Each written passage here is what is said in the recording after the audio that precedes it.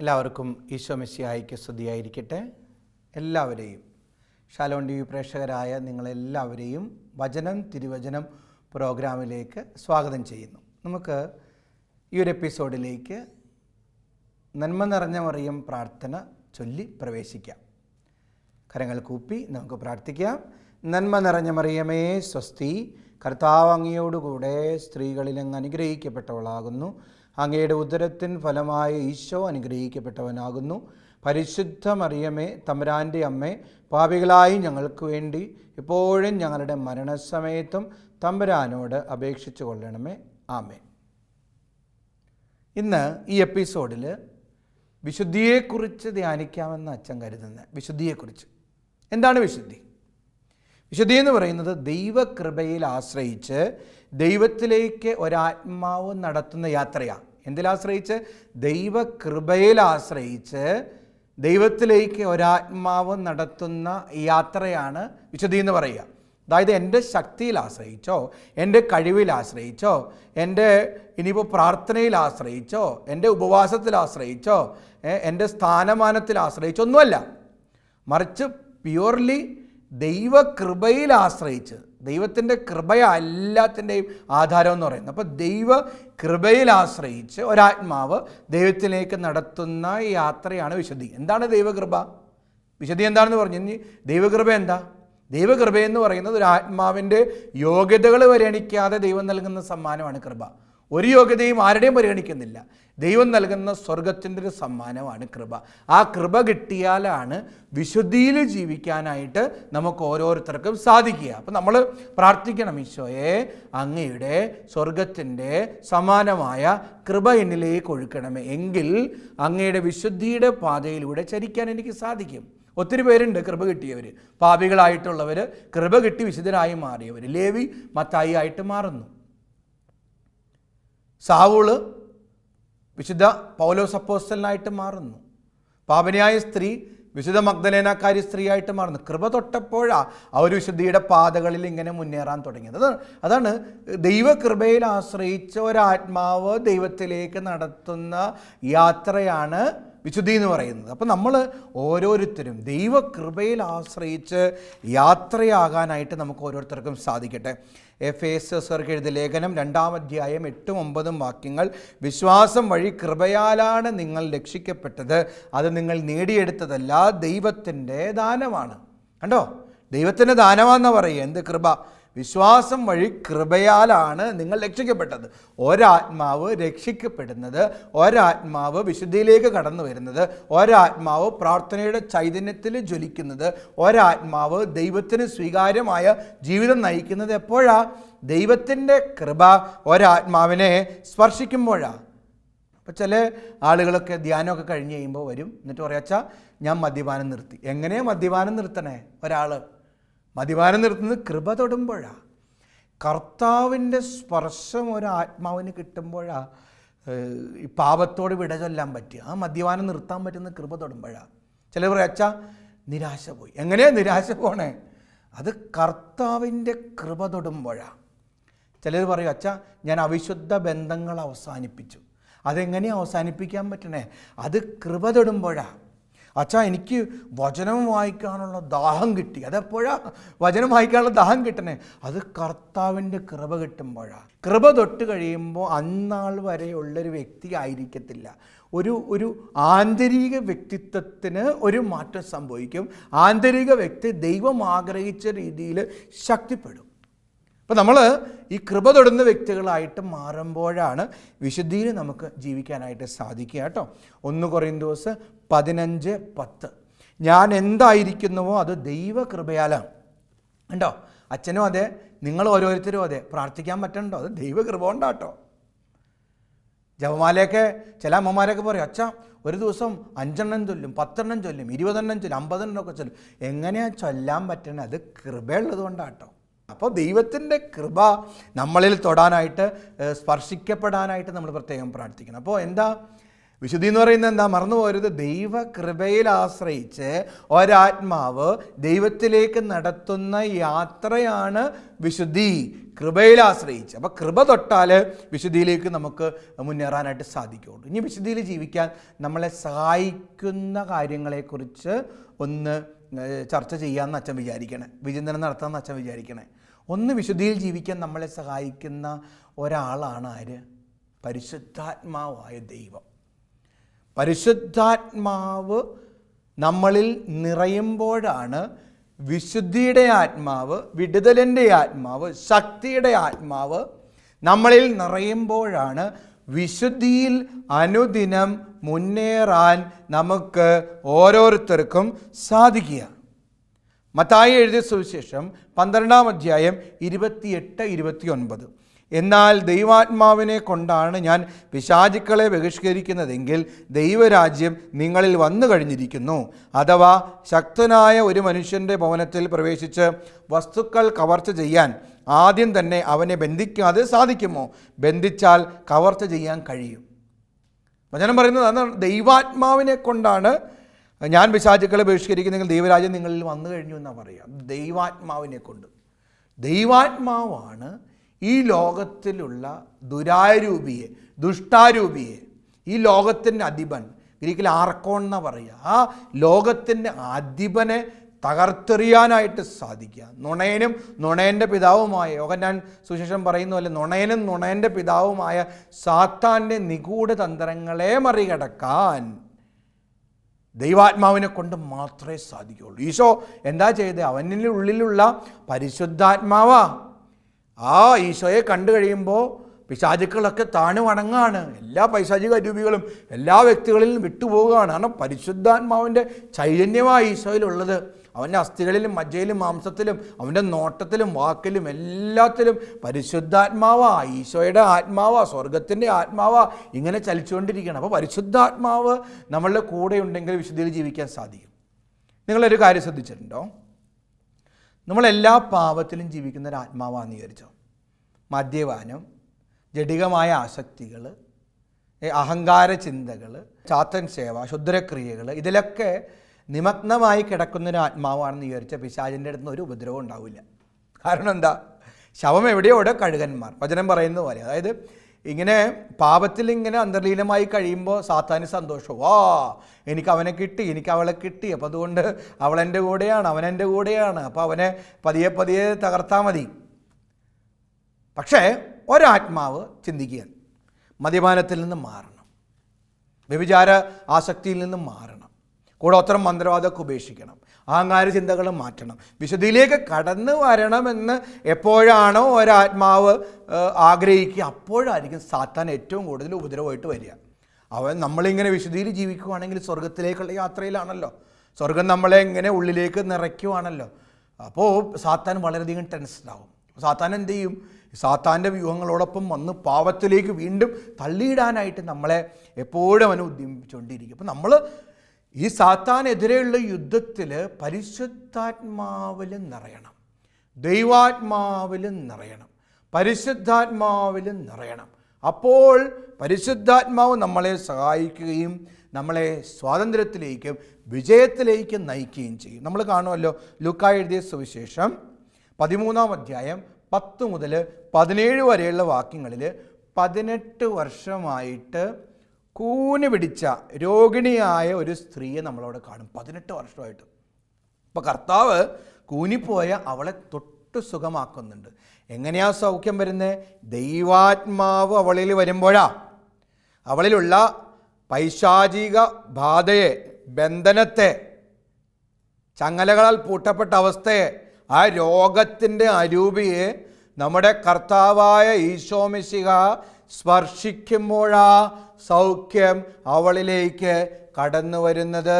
കണ്ടോ? ദൈവാത്മാവാ, ലോകത്തിൻ്റെ ആത്മാവല്ല, ദൈവാത്മാവാ അവൾക്ക് വിടുതൽ നൽകുക. അപ്പോൾ ദൈവാത്മാവിനാൽ നമ്മൾ ഓരോരുത്തരും നിറയണം. അപ്പോസ്തല പ്രവർത്തനങ്ങൾ 1:8 പരിശുദ്ധാത്മാവ് വന്നു കഴിയുമ്പോൾ നിങ്ങൾ ശക്തി പ്രാപിക്കും. കണ്ടോ? പരിശുദ്ധാത്മാവ് വന്നു കഴിയുമ്പോൾ നമ്മൾ ഓരോരുത്തരും ശക്തി പ്രാപിക്കുകയും ആ ശക്തിയിൽ നിറഞ്ഞ് പൈശാചികതയെ, സാത്താൻ്റെ കോട്ടകളെ, സാത്താൻ്റെ നുണകളെ, സാത്താൻ്റെ ചതിക്കുഴികളെ, അവനൊരുക്കുന്ന തിന്മകളെ തകർത്തെറിയാനായിട്ട് നമുക്ക് ഓരോരുത്തർക്കും സാധിക്കും. മാർക്കോസ് 1:21 മുതൽ 28 വരെയുള്ള വാക്യങ്ങളിൽ ഈശോ വചനം പ്രഘോഷിച്ചുകൊണ്ടിരിക്കുക. വചനം ആത്മാവാണ്, വചനം പരിശുദ്ധാത്മാവാണ്. പരിശുദ്ധാത്മാവിൻ്റെ ആത്മാവ് വാളാത്, വചനമൊന്നും വാളാത്, ശക്തിയാത്. വചനം സിനോഗിൽ പഠിപ്പിച്ചുകൊണ്ടിരിക്കുമ്പോൾ ഒരു പിശാച് ബാധിതൻ ഇത് കേട്ടിട്ട് വരികയാണ്. അന്നേരം നീ എന്തിന് ഞങ്ങളുടെ കാര്യത്തിൽ ഇടപെടുന്നു? ആ പിശാച് ബാധിതൻ ചോദിക്കുകയാണ് ഈശോയോട്, നീ എന്തിന് ഞങ്ങളുടെ കാര്യത്തിൽ ഇടപെടുന്നു? അപ്പോൾ ഈശോ അവനെ ബന്ധിച്ച് ശാസിച്ച് ബഹിഷ്കരിക്കുകയാണ്. ആത്മാവ് വിട്ടുപോവുകയാണ്. കണ്ടോ, വചനത്തിൻ്റെ മുന്നിൽ വചനം ആത്മാവാ. വചനം ഈശോയുടെ ആത്മാവിനാൽ നിറയപ്പെട്ടതാ. ആ ബൈബിളിലുള്ള ഓരോ വാക്യങ്ങൾ, യെശയ്യാ 40:8 പുല്ല് കരിയുന്നു, പുഷ്പം പാടുന്നു, എന്നാൽ എൻ്റെ ദൈവത്തിൻ്റെ വചനമാകട്ടെ എന്നും നിലനിൽക്കുന്നു. മർക്കോസ് 13:31 ആകാശം ഭൂമിയും കടന്നു പോകും, എന്നാൽ എൻ്റെ വചനങ്ങൾ കടന്നു പോവുകയില്ല. യോഹന്നാൻ 1:1 അതിൽ വചനമുണ്ടായിരുന്നു, വചനം ദൈവത്തോടെയായിരുന്നു, വചനം ദൈവമായിരുന്നു. അതുകൊണ്ട് വചനം ദൈവമാ, വചനം ആത്മാവാ, വചനം വിടുതല. ആ വചനത്തിൻ്റെ മുന്നിൽ സാത്താന് നിൽക്കാനായിട്ട് സാധിക്കുന്നില്ല. ആ വചനത്തിൻ്റെ മുന്നിൽ സാത്താന് പിടിച്ചു നിൽക്കാൻ പറ്റുന്നില്ല. അവൻ തകർന്ന് തരിപ്പടായി പോവുകയാണ്. അപ്പോൾ ഈ വചനമാകുന്ന വാള് നമ്മുടെ കയ്യിൽ എപ്പോഴും ഉണ്ടാകണം. വചനം പരിശുദ്ധാത്മാവിൻ്റെ ഒരു സ്രോതസ്സാണ്.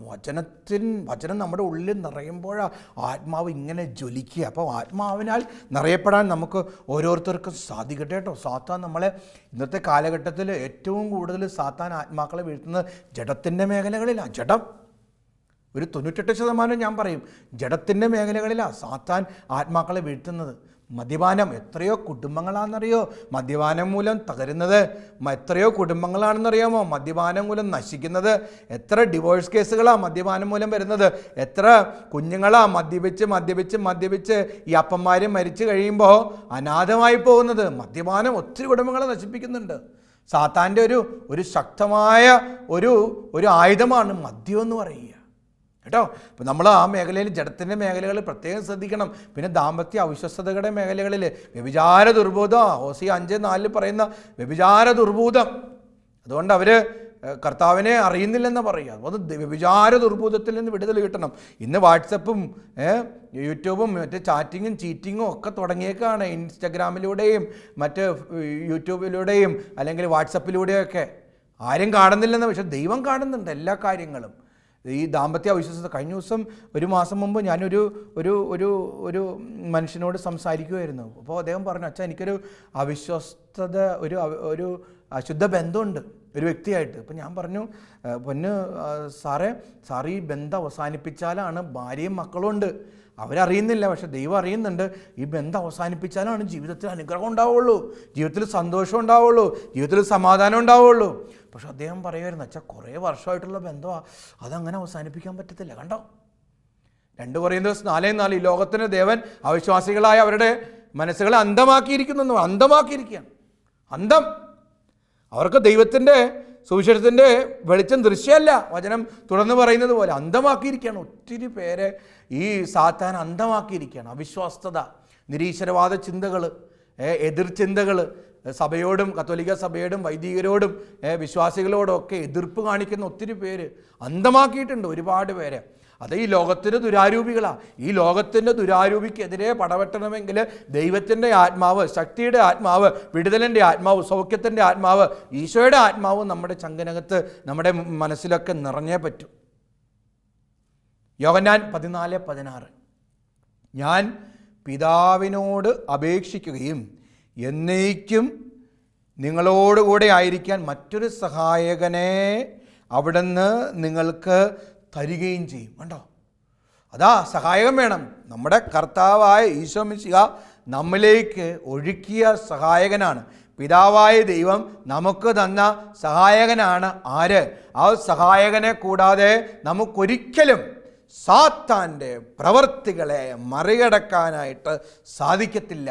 പരിശുദ്ധാത്മാവേ, സ്വർഗത്തിൻ്റെ ആത്മാവേ, ഞങ്ങളിലെല്ലാം വന്ന് നിറയണമെന്ന് പ്രാർത്ഥിക്കണം. യോഹന്നാൻ 14:26 എന്നാൽ എൻ്റെ നാമത്തിൽ അയക്കുന്ന സഹായകനായ പരിശുദ്ധാത്മാവ് എല്ലാ കാര്യങ്ങളും നിങ്ങളെ പഠിപ്പിക്കുകയും ഞാൻ നിങ്ങളോട് പറഞ്ഞിട്ടുള്ളതെല്ലാം നിങ്ങളെ അനുസ്മരിപ്പിക്കുകയും ചെയ്യും. പരിശുദ്ധാത്മാവാ, ബെസ്റ്റ് ടീച്ചറാ, ഏറ്റവും നല്ല ടീച്ചർ എന്ന് പറയുന്നത് പരിശുദ്ധാത്മാവാ, ഏറ്റവും നല്ല അധ്യാപകൻ എന്ന് പറയുന്നത് പരിശുദ്ധാത്മാവാ. നീ എന്ത് പറയണം, നീ എന്ത് ചിന്തിക്കണം, എങ്ങനെ ജീവിക്കണം എന്നൊക്കെ നമ്മളെ ഒരു കുഞ്ഞിനോടെന്ന വണ്ണം പരിശുദ്ധാത്മാവായ ദൈവം പഠിപ്പിച്ച് വഴി നടത്തി വിശദീകരിച്ച് നമുക്ക് എല്ലാ കാര്യങ്ങളും പറഞ്ഞു തരും. പരിശുദ്ധാത്മാവിൻ്റെ കൂടെ യാത്ര ചെയ്യാനായിട്ട് നമ്മൾ ഓരോരുത്തർക്കും പരിശ്രമിക്കണം. അപ്പോൾ ഈ ലോകത്തിൻ്റെ അരൂപിയിൽ നിന്ന് മാറി ജീവിക്കാനായിട്ട് നമുക്ക് ഓരോരുത്തർക്കും സാധിക്കും. എഫേസ്യർക്ക് എഴുതിയ ലേഖനം 6-ാം അധ്യായം 12-ാം വാക്യം, എന്തെന്നാൽ മാംസത്തിനും രക്തത്തിനും എതിരായിട്ടല്ല, പ്രഭുത്വങ്ങൾക്കും ആധിപത്യങ്ങൾക്കും ഈ അന്ധകാര ലോകത്തിൻ്റെ അധിപന്മാർക്കും സ്വർഗീയ ഇടങ്ങളിൽ വർത്തിക്കുന്ന തിന്മയുടെ ദുരാരൂപികൾക്കും എതിരായിട്ടാണ് പടവെട്ടുന്നത്. നമ്മുടെ യുദ്ധം അത്ര ഈസി ഒന്നല്ല, ശക്തമായ യുദ്ധം അത്. ആ യുദ്ധം ഈ മാംസത്തിനും രക്തത്തിനും എതിരായിട്ടല്ല, പ്രഭുത്വങ്ങൾ, ആധിപത്യങ്ങൾ, അന്ധകാര ലോകത്തിൻ്റെ അധിപന്മാർ, സ്വർഗീയ ഇടങ്ങളിൽ വർത്തിക്കുന്ന തിന്മയുടെ ദുരാരൂപികൾ, ഇവയ്ക്കെതിരായിട്ടാണ് നമ്മൾ യുദ്ധം ചെയ്യണം. അതിന് നമ്മളുടെ കയ്യിലുള്ള ആയുധങ്ങൾ, നമ്മൾ നല്ല ശക്തമായ ആയുധങ്ങൾ വേണം. അതിൽ ഏറ്റവും പ്രധാനപ്പെട്ട ആര്? പരിശുദ്ധാത്മാവ്. പരിശുദ്ധാത്മാവേ, ഈ ഭൂമിയിൽ ജീവിക്കുന്നത് അത്ര എളുപ്പമല്ല. ഓരോ ദിവസവും സാത്താൻ ആയിരക്കണക്കിന് പ്രലോഭനങ്ങളുമായിട്ട് ഞങ്ങളുടെ എതിരെ വരികയാണ്. ജഡത്തിൻ്റെ ആസക്തികൾ, വെറുപ്പ്, വൈരാഗ്യം, വിദ്വേഷം, അഹങ്കാരം, അസൂയ എല്ലാം കൊണ്ടും സാത്താൻ ഞങ്ങളുടെ ബലഹീനതകൾ മനസ്സിലാക്കിയിട്ടുണ്ട്. ഈ ബലഹീനതകളിലൂടെ ഞങ്ങളെ തകർക്കാൻ വേണ്ടിയിട്ട് അവൻ വരാണ്. കർത്താവേ, അതിൽ നിന്ന് ഞങ്ങൾക്ക് അവനെതിരെ പോരാടാനായിട്ടുള്ള കരുത്തായി അങ്ങയുടെ ആത്മാവിനെ ഞങ്ങളുടെ ഹൃദയത്തിലും ജീവിതത്തിലും ജ്വലിപ്പിക്കണമെന്ന് പ്രത്യേകം പ്രാർത്ഥിക്കണം. പ്രത്യേകിച്ച് പരിശുദ്ധാത്മാവ് ഏറ്റവും കൂടുതൽ വേണ്ട ആളുകൾ ആരെന്നറിയാം? എൻ്റെ ചുരുങ്ങിയ കാലത്തെ ജീവിതം കൊണ്ട് ഞാൻ മനസ്സിലാക്കിയിട്ടുള്ളൊരു കാര്യം, ഈ ധ്യാന മേഖലകളിൽ പ്രവർത്തിച്ചിട്ട് ഞാൻ കണ്ടിട്ടുള്ളൊരു കാര്യം, ഈ ആന്തരിക മുറിവുകളുള്ള വ്യക്തികളുണ്ടല്ലോ, അവർക്ക് പരിശുദ്ധാത്മാവ് വേണം. ഈ ഇൻറ്റേർണൽ വൂൺസൊക്കെ ഹീൽ ചെയ്യാനായിട്ട് പരിശുദ്ധാത്മാവായ ദൈവത്തെ കൊണ്ട് മാത്രമേ പറ്റൂ. വളരെ ക്ലിയറാണ് ഞാൻ പറയണേ. പരിശുദ്ധാത്മാവായ ദൈവം വന്ന് നിറയുമ്പോഴാണ് ആന്തരിക മുറിവുകളിലിരിക്കുന്ന പൈശാചിക അരൂപികളിൽ വിട്ടുപോകത്തുള്ളൂ. എത്രയോ സമയങ്ങളിൽ അച്ഛൻ കണ്ടിട്ടുണ്ടെന്നറിയാമോ, ഈ ധ്യാനമൊക്കെ നടത്തുന്ന സമയത്ത് ഈ മിസ്യൂസ് ചെയ്യപ്പെട്ട വ്യക്തികളൊക്കെ ഉണ്ടല്ലോ, കുഞ്ഞുനാൾ മുതൽ ഈ സ്വന്തം അപ്പനാൽ ദുരുപയോഗിക്കപ്പെട്ട വ്യക്തികൾ, സ്വന്തം ബന്ധുമിത്രാദികളാൽ ദുരുപയോഗിക്കപ്പെട്ട, കുഞ്ഞുനാൾ മുതൽ ദുരുപയോഗിക്കപ്പെട്ട വ്യക്തികൾ, പിന്നീട് സ്വവർഗാനുരാഗികളായിട്ട് മാറുന്ന വ്യക്തികൾ, സെക്സ് അഡിക്റ്റായിട്ട് മാറുന്ന വ്യക്തികൾ, സ്വയംഭോഗ ആസക്തിയിൽ മുഴുകി ജീവിക്കുന്ന വ്യക്തികൾ, ബ്ലൂ ഫിലിംസിന് അടിമപ്പെട്ടു പോകുന്ന വ്യക്തികൾ, ഇതൊക്കെ ചിലരിലൊക്കെ നല്ലൊരു ശതമാനത്തിൽ ആന്തരിക മുറിവിൻ്റെ മേഖലകളിൽ വല്ലാതെ സാത്താനികമായൊരു ആവേശം അച്ഛൻ കണ്ടിട്ടുണ്ട്. അപ്പം അങ്ങനെയുള്ള വ്യക്തികൾക്ക് ആന്തരിക മുറിവിൽ നിന്ന് വിടുതൽ ലഭിക്കണമെങ്കിൽ എന്ത് വേണം? പരിശുദ്ധാത്മാവ് വേണം. പരിശുദ്ധാത്മാവ് ദൈവത്തോട് നമ്മൾ പ്രാർത്ഥിച്ചുകൊണ്ടേയിരിക്കണം.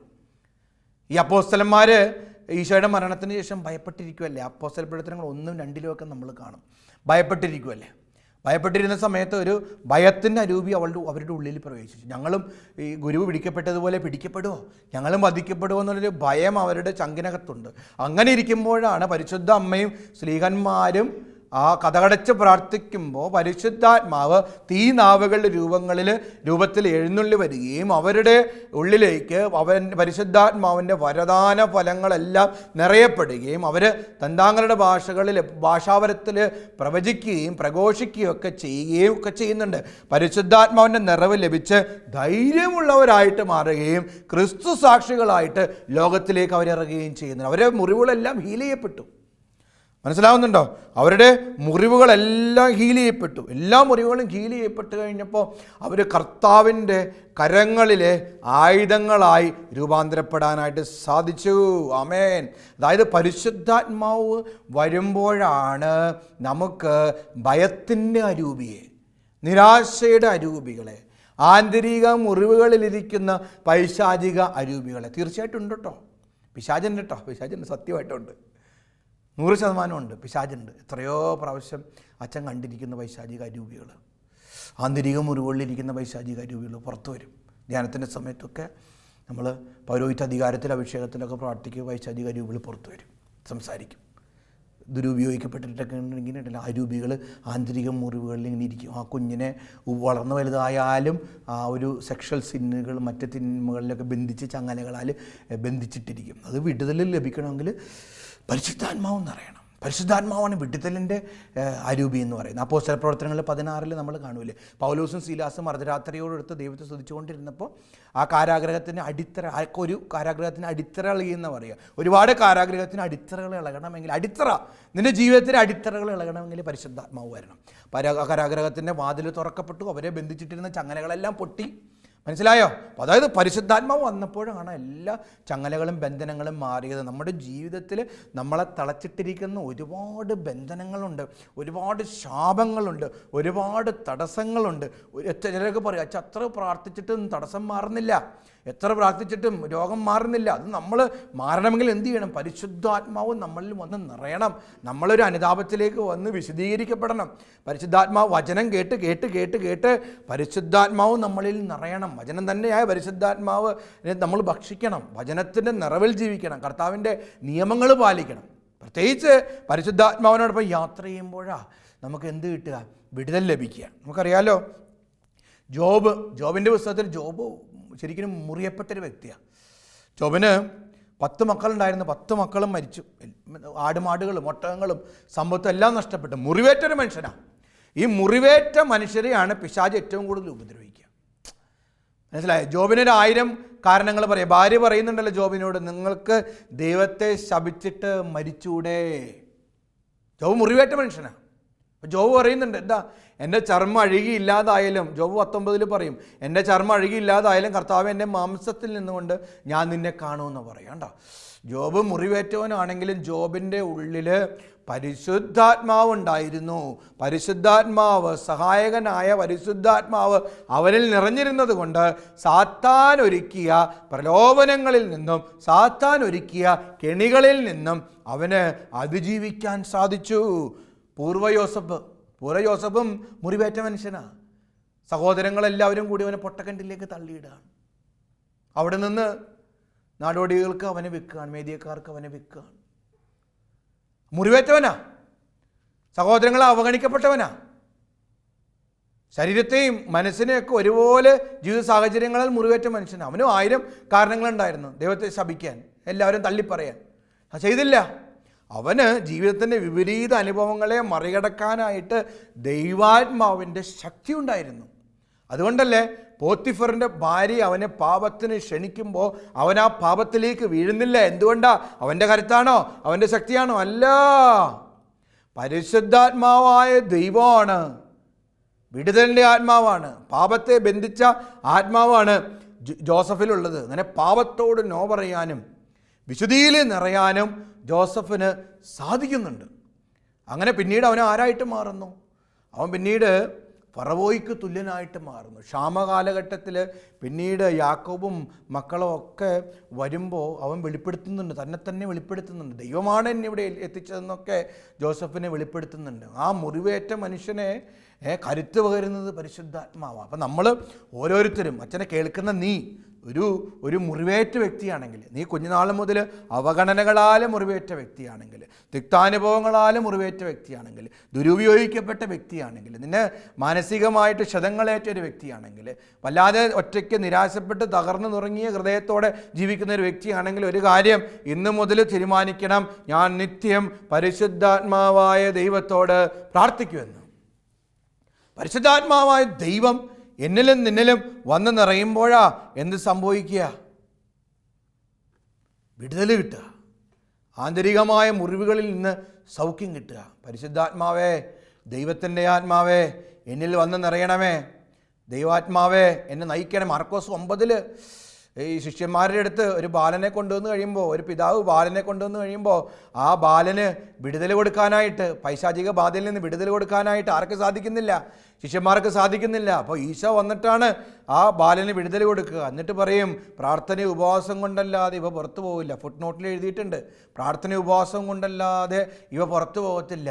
അതായത് ഇങ്ങനെ പ്രാർത്ഥിച്ച് ഉപവസിച്ച് പരിശുദ്ധാത്മാവിൻ്റെ നിറവ് നമ്മളിൽ ലഭിക്കുമ്പോഴാ പിശാച് പുറത്തു പോവുക. ഈശോ പരിശുദ്ധാത്മാവിൻ്റെ നിറവുണ്ടായിരുന്നു.